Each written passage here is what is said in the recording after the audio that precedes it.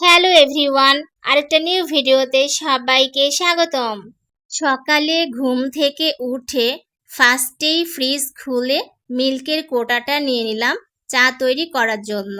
আমার কাছে liquid milk ছিল না, কোটার মিল্ক ছিল, আর সেটা দিয়েই নিজের জন্য একটু চা তৈরি করলাম। চা তৈরি করা শেষ করে রুমে নিয়ে চলে আসলাম খাওয়ার জন্য। এই তো রুমে বসে বসে আমি চা খাচ্ছিলাম। সকালে নিজের জন্য রাইস রান্না করব, সেই জন্য রাইসগুলাকে ভালোভাবে ফ্রেশ করে পানিতে ধুয়ে নিচ্ছিলাম। এরপরে কুকারে দিয়ে দিলাম রাইসটা হওয়ার জন্য। আজকে মনে করলাম রাইসের সঙ্গে মুরগির মাংস রান্না করব এবং ডিম ভুনা করব। ফার্স্টেই চিকেন রান্না করতেছিলাম। চিকেনটাকে তেলের মধ্যে দিয়ে ভালোভাবে ভাজছিলাম, কারণ এটা ফার্মের চিকেন ছিল, একটু না ভাজলে কেমন যেন গন্ধ বেরোয়, সেই জন্য মশলাটাকেও ভালোভাবে কষায় নিচ্ছিলাম। মাংসগুলা মশলার মধ্যে দিয়ে দিলাম। মশলার সাথে মাংসকে খুব ভালোভাবে কষাতে হবে। কষায়ে কষায়ে সামান্য পরিমাণ পানি দিয়ে মাংসটাকে আমি ভুনা করে ফেলছিলাম। এরপরে ডিম ভুনা করতেছিলাম। ডিমগুলাকে আমি আগে থেকে সুন্দর করে ভেজে নিয়েছিলাম। মশলার মধ্যে ডিমগুলা ভালোভাবে কষায়ে সামান্য পরিমাণ পানি দিয়ে ডিম ভুনা করে ফেললাম। খাওয়া দাওয়া শেষ করে ঘুরতে যাওয়ার প্ল্যান করে ফেললাম কৃষি ফার্মে।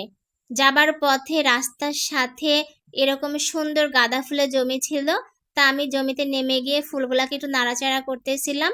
তারপরে চলে আসলাম কৃষি ফার্মে। দেখো কি পরিমাণ ধান! কৃষি ফার্মে ধান, গরু সবকিছুই হয়। কৃষি ফার্মের মধ্যে রাস্তা, তার দুই সাইড দিয়ে ধান ছিল। আমার হাঁটতে ভালোই লাগছিল।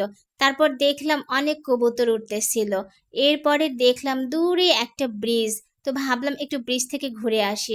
যেই কথা সেই কাজ, চলে আসলাম ব্রিজে। ব্রিজের উপরে এসে বসে পড়েছি। আরো সুন্দর শাপলা ফুল ছিল। শাপলা ফুলটা দেখতে খুবই ভালো লাগছিল। তখনও ফুল তেমন ফোটেনি। ঘোরাফেরা শেষ করে চলে আসতেছিলাম। আসার পথে দেখলাম রাস্তার পাশে একটা সুন্দর রেস্টুরেন্ট। রেস্টুরেন্টের মধ্যে এসে অর্ডার না করে আগে ঘুরে ঘুরে দেখছিলাম। আসলে ভালোই ছিল গ্রামের মধ্যে, তারপরে সুন্দর ছিল রেস্টুরেন্টটা। এরপর মেনু চার্ট দেখলাম। খাবারের প্রাইসটা একটু বেশিই ছিল মনে হইল।